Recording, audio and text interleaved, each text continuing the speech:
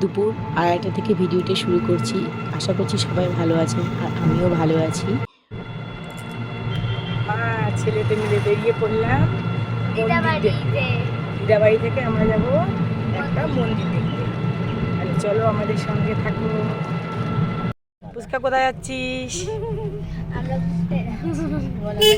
মন্দিরে যাচ্ছি।